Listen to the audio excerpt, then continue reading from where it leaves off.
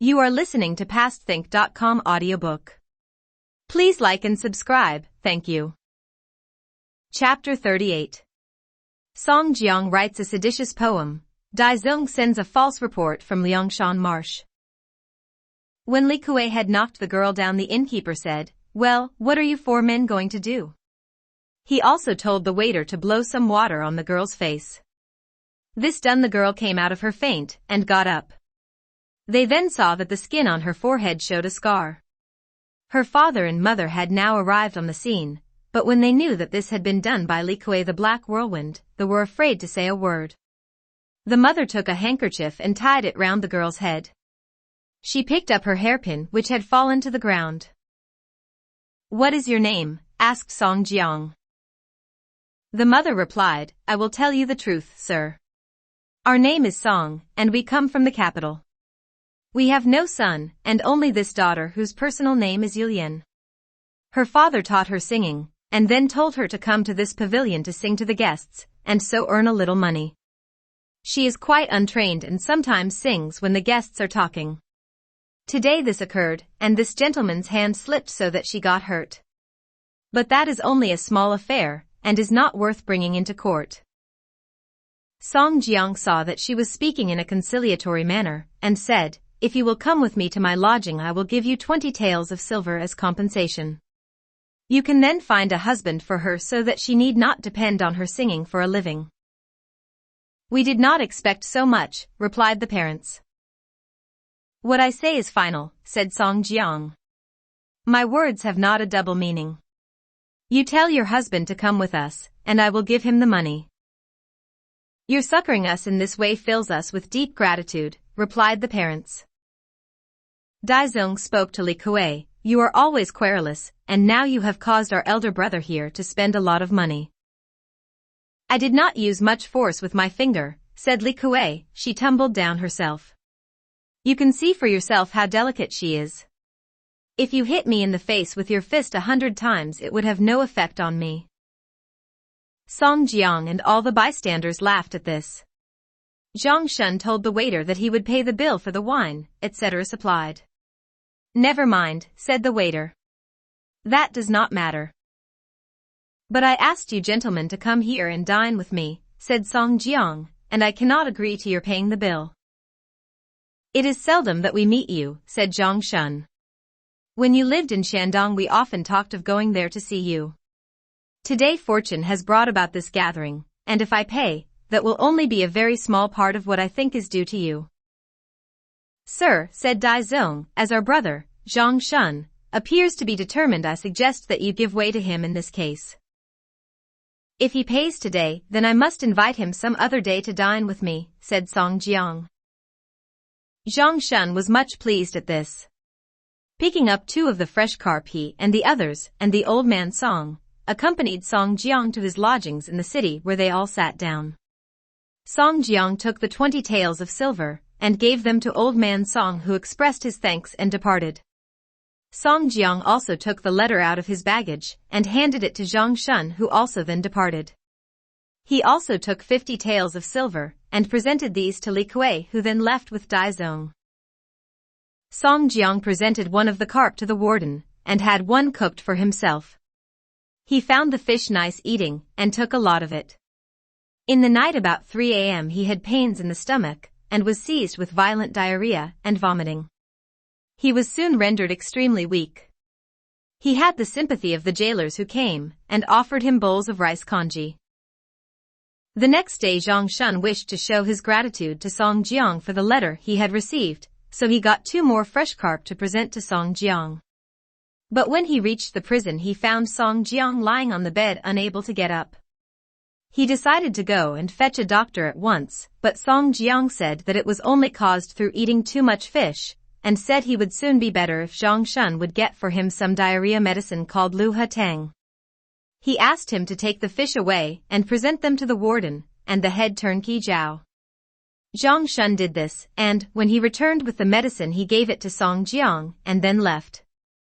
In the prison was a man who knew how to make up medicines, and he administered the drugs.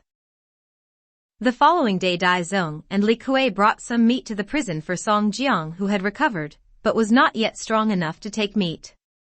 They stayed with him till the evening, and then departed. It took Song Jiang about a week to recover his strength, and then as he felt quite better he decided to go into the town to see Daizong. For a whole day nobody had been to the prison to visit him. So, soon after breakfast he took some money, locked the door of his lodging, and left the prison sauntering slowly. Upon reaching the vicinity of the yamen, he began to ask passers-by where Daizong lived. One man told him that Daizong had no home, but he often stayed at the Goddess of Mercy Guanyin monastery near the city god temple. Upon reaching that place however he found his door locked. So he asked bystanders where Li Kuei, the Black Whirlwind, lived. They said that he also had no fixed residence, but sometimes could be found in the prison. He was often moving about, 2 days in the eastern side, and then for some time on the west side. He then inquired for Zhang Shun, the wholesale fish dealer, and they said that he lived in some village, and he only came to the wharf when there was fish to sell, and only came into the town when he wanted to collect some accounts. As Song Jiang could not find anyone he knew, he continued his walk, and went outside the town. He admired the views of the river, and he came at last to an inn on the river's bank, which had a blue flag flying from a pole with the characters, Xuanyang River Viewpoint. Under the eaves was a board with 3 characters, Xuanyang Pavilion, written by the great poet Su Dongpa. Song Jiang remembered that at home he had heard of this pavilion, but did not know that it was in such a place. As he was there by himself he decided to step inside, and have a look at it. When he got to the door he saw 2 white boards hanging from the red pillars with these inscriptions: "Nowhere is there wine equal to ours, our inn is famous everywhere." He went upstairs, and found a room overlooking the river. The view of the river from the veranda was very fine. The waiter came and asked, "Will you wait for some other guest, or will you drink wine by yourself?" Song Jiang told him he would not wait, and that he could bring wine and food, but no fish. The waiter soon returned with lanqiao fine wine and food. Song Jiang was highly pleased with the fine refreshments supplied. He was glad that he had found such a place in such ideal surroundings. It was worth being banished to such a spot for a few years. In Shandong they had fine old mountains, but nothing could equal to this. He drank and ate by himself, and was not aware that he was nearly drunk. He soliloquized, "I am from Yunqing County in Shandong, and although a clerk I have met some fine men on my travels. Though I have a good name everywhere, yet now I am over 30 years of age, and yet I have not made a glorious record. But branded as a criminal and banished here, how can I meet my father and my younger brother who are now at home?" The wine now began to take effect, and he began to weep. The more he thought of his affairs the more he felt aggrieved. All at once he felt inclined to write an epic, so he asked the waiter to bring a brush and ink slab. He looked round and saw that the whitewashed walls of the room were already well covered with inscriptions. He thought, why should I not add my little quota? I will put the date down as well, and then when I come here again on some future occasion I shall realize what trouble I passed through at this moment. So he rubbed the ink on the slab, and wetting his brush he wrote on the white wall as follows. In youth I studied hard the classics old. As old I grew I fixed my mind intense. Now like a tiger bold I hide in hole, and lie with tooth and claw to wait my chance. My face was branded as a criminal, and then to Jiangzhou I was banished. But soon the tide will turn, I'll have revenge, and stain this spot with enemies' blood galore. When he had finished this and reread it, he was much pleased with the result, and laughed loudly. He was partly drunk, and gesticulated with his arms. He again picked up the brush, and added the following lines. My body is in Wu, but heart in Shandong. I float on sea and river like a weed. I laugh at rebels bold whose fame is unsung, for they just failed where I'll succeed. Written by Song Jiang of Yunqing County. Placing the pen on the table he read aloud the whole thing. He drank more wine, and became quite drunk. He summoned the waiter, and paid the bill, and then staggered off downstairs. He reached his quarters in the prison, and throwing himself on the bed slept there until about 5 a.m. the next day. When he awoke from his drunken sleep he did not remember what he had written the previous day. He however felt the effects of his drunken carouse, and therefore did not go out that evening. On the opposite bank to Jiangzhou was a wild and uncultivated country, in which there was a town called Wuijun. In this town there lived an expectant magistrate named Huang Wenbing, who although a well-read man was a cringing fellow. He had a mean heart, and was envious of men who had got better official appointments. He tried to injure the successful ones, and treated with scorn the unfortunate ones. He acted in this way particularly in his own village. He had heard that the prefect Kaijio was a son of Prime Minister Kai, and therefore he frequently crossed the river to visit the prefect, and made presents on the least pretext, in the hope that eventually he would be given a better official post. It was very unfortunate that Song Jiang should have this mean fellow as an opponent. It happened that Huang Wenbing had that day purchased a present for the prefect, and crossed the river with it. When he reached the yamen he found that the prefect was giving a feast to some officials, so that he could not enter. He returned to his boat which was moored close to the Xuanyang pavilion. As it was a very hot day he went into the inn to rest a while. Going upstairs he went on the veranda to enjoy the view. Turning round he noticed the walls of the room covered with verses, some of which were quite good, and some rather absurd, which made him laugh. When, however, he happened to read the verses bearing the name of Song Jiang he was startled and thought, "Is that not rebellious? Who has written it?" He then saw the name of the author, and sneered, "This fellow is very vain, and has also ambitious ideas. He is a low mean fellow, and is evidently also a criminal. Who can be his enemy on whom he wishes to have revenge? He evidently thinks of making trouble here, although he is only a useless criminal. As he is evidently banished and away from home, he could accomplish nothing." But when he read the last 2 lines he put out his tongue in disgust, wagged his head and said, "The fellow has no decency. He is evidently a rebel. But surely I have heard of that name Song Jiang before this." He summoned the waiter and asked him who had written the verses. The waiter informed him that they had been written by a man who came there yesterday, and drank some wine. "What kind of man was he?" "He was branded on the face," replied the waiter, "and evidently resides in the prison. He had a sallow complexion, was not tall, and was rather stout." Huang Wenbing asked for a brush and paper, and upon these being supplied he copied the verses down. He told the waiter that the verses must not be rubbed off the wall. He then went on his boat, and slept there for the night. After breakfast the next day he got a man to carry his presents, and went to the prefect's yamen again. He was told by the servant to wait in a room, and very soon the prefect entered. After exchanging greetings, the prefect accepted the presents, and they both sat down. Huang Wenbing then explained how he had come to visit the prefect the previous day, but had retired on hearing that the prefect was giving a feast. The prefect said this ought not to have stood in the way of Huang Wenbing joining him, seeing that they were friends. The prefect then said, "A letter has come from the capital stating that recently the imperial astrologer has examined the skies, and reports that the dipper indicates that in the lands of Wu and Zhu there is a man who is going to create a rebellion. It is important that a careful watch should be kept for the man. It has also been reported to me that little boys on the streets in this town are always repeating these sentences. The country will be destroyed because in the home there is wood. The war was caused by drops of water beside the work. There will be 36 in both directions, and they will create disorder in Shandong. 73. Because of all this I have instructed all officials to be on their guard." Huang Wenbing thought in silence a little time and then laughed, "Sir, there is nothing accidental in this." Taking the verses out of his sleeve he handed them to the prefect and said, "I did not expect to find the matter contained in these verses." The prefect read the document and said, "These are seditious verses. Where did you get them?" Huang Wenbing explained how he had happened to notice them on the wall of the Xuanyang pavilion. "But what kind of man can have written them?" "Sir, it is clearly stated that the verses were written by Song Jiang of Yunqing County."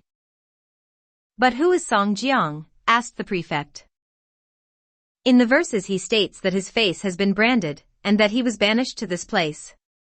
So that he must be a prisoner here. In that case he cannot do any serious thing, said the prefect. Sir, you should not treat such man too lightly.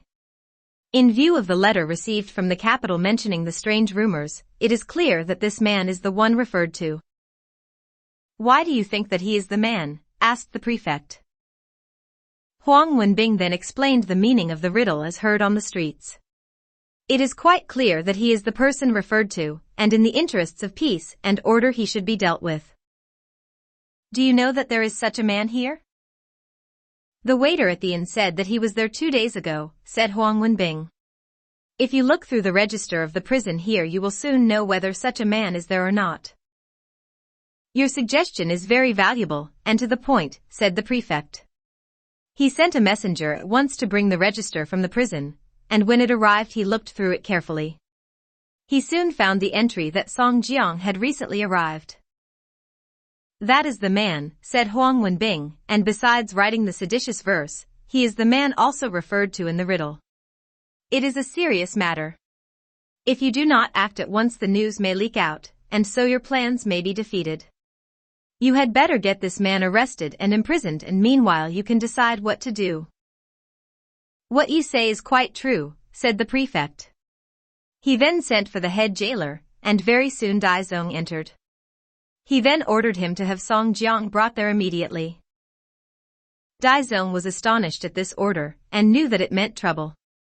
He went, and got soldiers armed and ordered them to assemble at his own quarters in the city god temple. He then used his dodge of quick traveling, entered the prison, pushed open the door of the clerk office, and found Song Jiang inside. Song Jiang said, "A few days ago I went into the city, but could not find you anywhere. So I went to the Xuanyang pavilion, and drank a bottle of wine all by myself. Since then I have stayed indoors to recover from the effects of the wine." Elder brother, asked Dai Zong, "What did you write there?" "How can I remember what I wrote when I was drunk? I have just been summoned to the prefect, who told me to bring to him the prisoner Song Jiang who wrote those seditious verses in the Xuanyang pavilion. I was astonished to hear this. I summoned my soldiers to my own quarters, and then rushed here to warn you. Now what shall we do? What can I do to save your life?" Song Jiang scratched his head as he realized the danger. "This time I shall be killed." "I will tell you a plan," said Dai Zong. "I cannot stay here any longer, as men will soon come for you. So unloosen your hair, tumble about on the ground covered all over with night soil, and pretend to be mad. When I come with the soldiers you can ramble and talk like a lunatic, and I will then leave you alone, and report to the prefect that you are in a mad fit." "Many thanks for your good advice," said Song Jiang. "I do hope that you will assist me in carrying it through." Dai Zong hurriedly took his leave, and upon arriving at the city god temple he ordered the soldiers already assembled there to follow him to the prison. When they got there Dai Zong with an assumed voice called out, "Where is that newly arrived prisoner Song Jiang?" The jailer took them all to Song Jiang's lodging, where they found the latter lying on the floor in his own night soil, with his hair all streaming loose. When he saw the soldiers he asked, "Who are you pricks?" Dai Zong shouted at the top of his voice, "Seize that fellow." Song Jiang gazed upwards, and showed the white of his eyes. He struck out with his hand, and spoke in a confounded manner, "I am the son-in-law of the heavenly Jade Emperor, and he told me to lead 100,000 troops to Jiangzhou, and kill all the people here. The King Yama is my advance guard, and in my rear are the 5 great generals. He gave me a golden seal weighing 800 jin. I will kill the whole lot of you fellows." The jailer said, "He is quite mad. What is the use of trying to arrest him?" "That is so," said Dai Zong. "I will go back and report the matter. If they insist upon seeing him then I will return here." The soldiers accompanied Dai Zong to the yamen, where they found the prefect waiting for them. Dai Zong reported to the prefect, "The prisoner Song Jiang has gone quite mad. He rambles in his speech, and lies on the floor with his body and clothes covered all over with night soil, so I thought it better not to bring him here in that disgraceful condition. The prefect was just on the point of cross-examining Dai Zong when Huang Wenbing emerged from a screen behind the prefect's seat, where he had been hiding and listening. He said, "Sir, do not listen to this. The man who wrote those verses is by no means mad. There must be a subtle trick in this affair. Better have him brought here in whatever state he is. Even if he cannot walk, he may get somebody to carry him along." "What you say is quite sensible," said the prefect. He then told Dai Zong that he must bring the man whether mad or otherwise. When Dai Zong received such definite orders, he knew that it meant trouble. He took his men off to Song Jiang's quarters, where he spoke, "Brother, our plan has failed. You must come with me." A bamboo basket was brought in, Song Jiang was lifted inside, and in this way was carried on the shoulders of the men into the hall where the prefect was waiting. The prefect told them to produce the prisoner, and the men took him out of the basket and placed him in front of the bench. They told Song Jiang to kneel, but instead he stared at the prefect and asked, "Who are you, and what do you want to ask me about?" "I am the son-in-law of the Jade Emperor, and supporting me are the 5 great generals. My father-in-law has sent me to take the lives of the people of Jiangzhou. The King Yama is my advance guard. My seal weighs 800 jin. You had better get out of my way, as very soon I shall kill you all." The prefect was nonplussed at this, but Huang Wenbing interposed, "Let us send for the jailer and ask him whether this prisoner was mad when he arrived. If he was mad when he first came, then it is genuine, but if he is only recently mad, it must be pretended madness." The prefect agreed to this and sent for the jailer and also the turnkey. When they arrived, he warned them to tell him the truth. The jailer replied that when the prisoner arrived he was not mad, but he became mad that very day. The prefect was angry at this and told the soldiers to bind the prisoner and give him 50 blows with the bamboo. This they did, and Song Jiang's flesh was broken and was covered with blood. Dai Zong had to watch all this with a sore heart, but could do nothing to save his friend. Song Jiang stood this for some time, but at last could no longer endure the pain. He confessed, "I ought not to have written those seditious verses when I was drunk." The prefect wrote this confession down, and ordered that an extra large kang should be fastened round the prisoner's neck, and that he be sent back to prison. This was done, and Dai Zong had to give orders to the jailers to take special care of the prisoner. The prefect retired from the bench, and was accompanied by Huang Wenbing to his private quarters. There he said, "Had it not been for your valuable suggestion, I should have been deceived by that fellow." "Sir, this kind of case should be quickly settled," said Huang Wenbing. "You should immediately write a report of the case, and send it forthwith to your father at the capital, so that they will see how well you handled the emperor's affairs. With that dispatch you can send a private note stating that if they wish to spare his life you can send him by cart to the capital. But as you are afraid that he might be rescued on the way, you could have him executed here, if they do not want to spare his life. That will put an end to the danger. When the emperor hears of how you have dealt with the case he will be extremely pleased." "What you say is very reasonable," said the prefect. "In my dispatch I will mention what valuable assistance I got from you, and recommend you for a good post." "I have to depend on your influence for this life," said Huang Wenbing, "and in some future life I am willing to be a beast at your disposal in order to return your great favor." Huang Wenbing stayed while the prefect wrote the dispatches and sealed them. He then asked the prefect, "Who is the confidential servant that will take this dispatch?" "Here we have the best messenger, Dai Zong, the divine traveler, who can travel about 250 li a day. I will send him off early tomorrow morning, and he will be back in 10 days. "If he can go so quickly, that will do very well," replied Huang Wenbing. They then adjourned to another room, where the prefect entertained Huang Wenbing to some wine. The following day the latter returned home. Early the next day the prefect packed up a few presents, and sealed the package with labels of paper. He then summoned Dai Zong and said, "I want you to take these dispatches and presents to my father, the Prime Minister, at the Eastern capital, and convey my congratulations for his birthday on the 15th day of the 6th month. As that date is so near, I want you to get there with all speed, and travel day and night. When my father writes his reply, you must bring it here also as quickly as possible. I am aware of the rapidity of your flight, and I shall await your return with great expectation, so do not loiter on the way. Daizong dared not raise any objection to this, so he received the packages, saluted, and withdrew to his quarters. He then went to the prison, and saw Song Jiang. Elder brother, be at ease. The prefect is sending me to the eastern capital, Kaifeng, but I shall be back within 10 days. When I am at the capital, I will arrange some means of helping you. I will tell Li Kuei to bring you rice every day, so that you will not be short of food.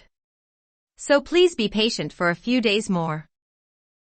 I am much indebted to you for saving my life, said Song Jiang.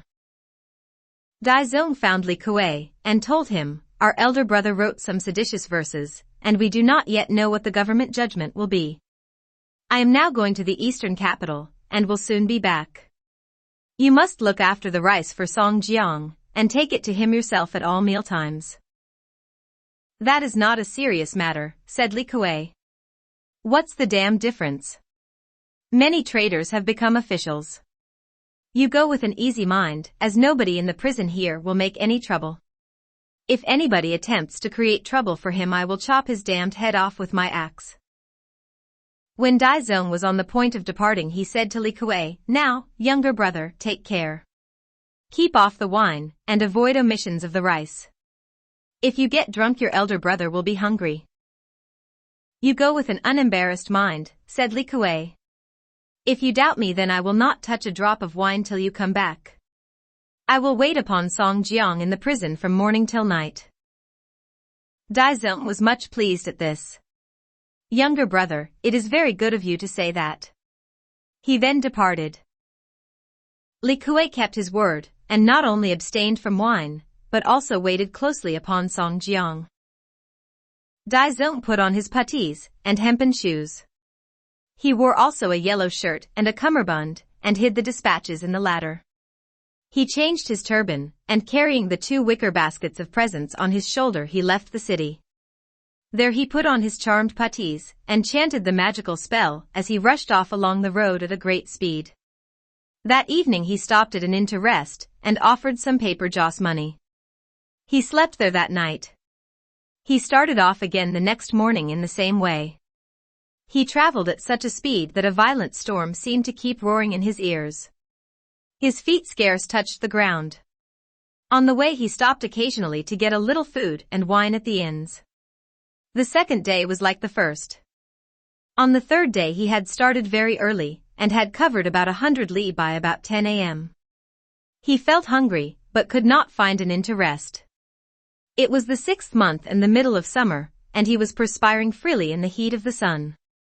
All his clothing was wet with his perspiration, and he was afraid of getting a sunstroke. Just as he was feeling very hungry and tired, he espied on the side of the road a small inn situated between a forest and a lake. Almost immediately, he arrived at the inn and saw that it was very clean, with about 20 tables all newly varnished, and windows wide open on all sides. He entered, took a seat at a table, took a cup of cold water, and rinsed out his mouth. He took off his gear, the wicker baskets from his shoulders, his cummerbund containing the dispatches, and placed them on the table. He took off his wet yellow shirt, and hung it in an open window. When the waiter came, he asked Daizong how much wine and food he wanted. I don't want much wine, said Daizong, but enough rice for one person. We also have buns and vermicelli, said the waiter. I am a vegetarian. What kind of vegetable soup have you got? We have some bean curd nicely flavored with chili. That will be fine, said Daizong. The waiter retired and very soon had the food and wine served and placed on the table. Daizong soon finished what had been supplied, as he was both hungry and thirsty. Soon after he felt very dizzy, lost consciousness, and fell to the ground. The waiter, seeing this, called out, "He has fallen," and a man came out of the room at the back. He was Ju Gui, the dry land crocodile of Liangshan Marsh. He said, "Take the wicker baskets into the other room, and then search his clothing." Two men then appeared and searched Daizong's clothing. They soon found the dispatches hidden in the cummerbund, and took these to Zhuge. He read the inscription, and found that it was written by the prefect to his father. He opened the envelope, and read the dispatch. We have arrested Song Jiang of Shandong, who wrote seditious verses. We have him in prison awaiting your decision. On reading this he was so astonished that he could not speak. The men had now carried Daizong into another room to be killed, and there they found on him a wooden-tabled warrant. Zhuge seized it and saw that the characters were in silver as follows: Daizong, head jailer of the prison, at Jiangzhou. When Zhuge read this he told the men to leave Daizong alone. He remembered that the teacher of the bandits at Liangshan Marsh had often said that he had a close friend at Jiangzhou named Daizong. Could this be the man? But how is it that he has this letter about Song Jiang? I have been favored by heaven in getting hold of this letter. He called one of his men, and told him to administer an antidote to enable Daizong to recover. This was done, and the mixture was poured down Daizong's throat. In a short time he opened his eyes, and got up. When he saw the letter in Zhuge's hand he shouted angrily, "Who are you? What courage you have! You drugged my wine, and made me asleep. You opened the prefect's letter. Your crime is a serious one." Zhuge laughed and said, "This damned letter is nothing. What's opening the prime minister's letter to a rebel to the great Song emperor?" Daizong was startled at this bold remark, and asked, "Kind hero, who are you?" "I am Zhuge, the dry land crocodile, of Liangshan Marsh." "As you are a leader of Liangshan Marsh, you must know Wu Yong. He is our military counselor here." "But how do you know him?" "He is a personal friend of mine," said Daizong. He often spoke of a friend of his at Jiangzhou called Daizong. "Can you be that man?" "Yes, I am that person. Some time ago a man Song Jiang was banished to Jiangzhou, and as he passed this place he met Wu Yong who gave him a letter for you. How is it that you are now carrying letters which concern the killing of Song Jiang?" "I am on very intimate terms with Song Jiang," said Daizong. "He wrote some seditious verses, and I could not see a way to save his life. I would not injure him in any way. I am now taking letters to the capital, where I hope to find some means of saving his life. How can I intend to injure his life?" "If you do not believe it," said Zhuge, "you had better read these letters yourself." When Daizong read them he was surprised. He then told all details of the affair to Zhuge. "This being the case," said Zhuge, "you had better come with me to Liangshan Marsh where we can deliberate, and find some plan to liberate Song Jiang." After they had drunk some more wine Zhuge shot a whistling arrow across the lake, and very soon a boat issued from the reeds. They both embarked, and were conveyed across the lake to the Jinsha bank, and were soon in the brigands' stronghold on the mountain. Their arrival had already been announced, and Wu Yong met them at the barrier. After salutations Wu Yong said, "I have not seen you for a long time. What wind has blown you here today? Please come into our stronghold." Daizong was there introduced to all the other leaders, and Zhuge explained what had happened, and how Daizong had been brought there. As soon as Chaogai heard of Song Jiang's misfortune he immediately went to give orders that horses and men should assemble and advance at once to attack Jiangzhou. Wu Yong remonstrated, "Elder brother, do not be so reckless. Jiangzhou is a long way from here, and I am afraid that our men might meet a calamity before they get there. Beat the grass and the snake will be startled. In that case, the result would be only to drive our enemy into cover and endanger Song Jiang's life. So we must use strategy instead of force. I am not very clever, but I have a small plan which may save Song Jiang if Daizong will carry it through." "Let us hear of your plan," said Chaogai. "The prefect of Jiangzhou has written dispatches to his father, Prime Minister Kai at Kaifeng. We can make a plot on this letter. We can write a forged reply, and ask Daizong to take it to Jiangzhou. In the letter we will say that Song Jiang must not be executed, but sent to Kaifeng for trial, and that after a close cross-examination he will be executed at the capital, which will put an end to all the rumors. When he passes close to this place on his way to Kaifeng, we can rescue him from his escort. What do you think of that? And if he is not sent by this route, then your plan will fail, said Chao Gai. That will not matter, said Gong Sunsheng. We can send spies to find out which way the escort will travel, and we can have men in every place so that we shall be sure of rescuing him at one place or another. I am afraid, however, that the prefect will not send him to Kaifeng for trial. The plan will do, said Chao Gai, but we have no one who can imitate the handwriting of the Prime Minister, Kai. I have thought that over, said Wu Yong. In the empire there are only 4 men whose penmanship is famous. They are Su Dongpa, Huang Luji, Mi Yuanzhang, and the Prime Minister Kai Jing. These 4 are all first class. I know a Xiucai scholar, BA 74 at Jizhou, who is very good at imitating anybody's handwriting. His name is Xiao Rang, and he is called Sacred-Handed Calligrapher. He is also very good with the spear and sword. I know that he can imitate Kai Jing's writing very closely. A good plan would be for Dai Zong to go to his home, and tell him a fancy tale that at the Yu Temple, in Tai'an Prefecture they want to erect a new stone tablet, and that they would be glad if he would go there and write the characters. For which service Dai Zong is to offer 50 taels of silver. When they have departed, another man is to induce his family to come to our mountain. Then we can get them all to join our band here. It is a good plan to get the letter written, said Chao Gai, but how are we going to get a proper seal? I know a man who can make an exact reproduction of the seal, said Wu Yong. He is the best in the land, and lives at Jizhou. His name is Jin, and he has a double personal name Dajian. He is a splendid engraver on jade stone, and he has the nickname the Jade-Armed Craftsman. We can offer him also 50 taels of silver, and pretend to go to Tai'an Prefecture, and engrave the characters on the stone tablet there. On the way we can arrange to bring him to our stronghold here. A splendid plan, said Chao Gai. The following morning Dai Zong dressed himself as a lay temple assistant. He took with him about 200 taels of silver. He put on his charmed puttees, and started off. He arrived at Jizhou in less than 4 hours.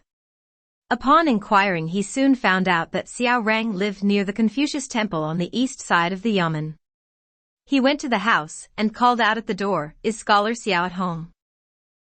A scholar soon appeared, but as he did not recognize Dai Zong he asked, "Where are you from, and what do you want?"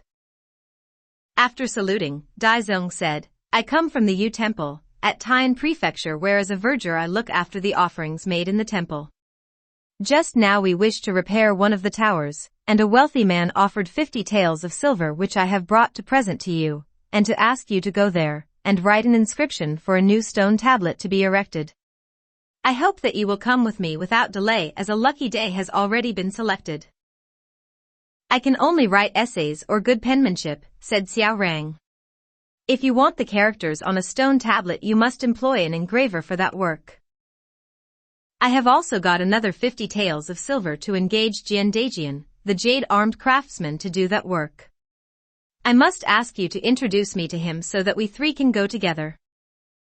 Xiao Rang took the money, and then went with Dai Zong to show him the way to Jian Dajian's house. They had just passed the Confucius Temple when Xiao Rang pointed to a man approaching, and said he was Jian Dajian. Xiao Rang called Jin, and when he arrived presented him to the verger of the aforementioned temple, and explained what his business was. Jian Dajian was much pleased to see the money. They invited the verger Dai Zong to go with them into a wine shop, where they entertained him to wine and food. When Dai Zong had given Xiao Rang the money, he suggested that as a diviner had selected the day they should start on their journey that day. "Just now the weather is hot," said Xiao Rang, "and we cannot travel far even we set out today. Let us start tomorrow morning about 5 a.m. This was agreed to, and Xiao Rang took Dai Zong to stay at his house that night. The next morning they all started off about 5 a.m., and they had only gone a few li when Dai Zong said, "I will not press you 2 gentlemen to go any quicker, but if you like I can go in advance and announce that you are coming to the temple." He then left them with his usual speed. The two men continued on their way slowly. By about 3 p.m. they had covered about 3 li, when as they approached a hill they heard a whistle, and saw a big man with about 50 followers. The big man at the head was Wang Ying, Stunted Tiger, and he called out, "Who are you two men? Where are you going? Seize them. We will soon have their hearts to drink wine with." "We are going to Tai'an Prefecture," said Xiao Rang, "to engrave an inscription on a new stone tablet there. We have only these clothes, and have no spare money." "We do not want either your clothes or money," said Stunted Tiger. "We shall be satisfied if we drink the wine with your hearts." But Xiao Rang and Jian Daijian were very angry at this, and seizing their cudgels they advanced to attack Stunted Tiger. Stunted Tiger defended himself with his halberd and fought for about 7 bouts when he withdrew. His two opponents pursued him when they heard gongs being sounded on the mountain, and on their left they saw Song Wan, the diamond in the clouds, and on their right was Du Qian, the sky feeler, and behind them was Jing Tianqiu, the white-faced squire. With each leader were about 30 men who rushed forward, seized the two men, and took them into the forest. The leaders said, "You need not be afraid. We have been ordered by Chao Gai to arrest you, and take you up the mountain where he hopes you will join our band." "What do you want us to do in your stronghold?" asked Xiao Rang. "We are very weak, and shall only eat our rations." "Our military leader, Wu Yong," said Du Qian, "is your friend, and he knows that you have certain abilities. He intentionally sent Dai Zong to induce you to come here." Xiao Rang and Jian Daijian looked at each other in surprise at this, but could not say a word more. They soon reached the roadside and managed by Zhu Gui, dry land crocodile. There they were treated to a meal, and were then put on a boat and taken across the lake. Upon reaching the stronghold they were met by Chao Gai, and Wu Yong who entertained them to a feast. Wu Yong explained how they proposed to forge a letter from the Prime Minister Kai, and asked them to join in this righteous adventure. Both men agreed to help in this plot, but pointed out that their families would be in danger as soon as the officials found out that they had joined the bandits.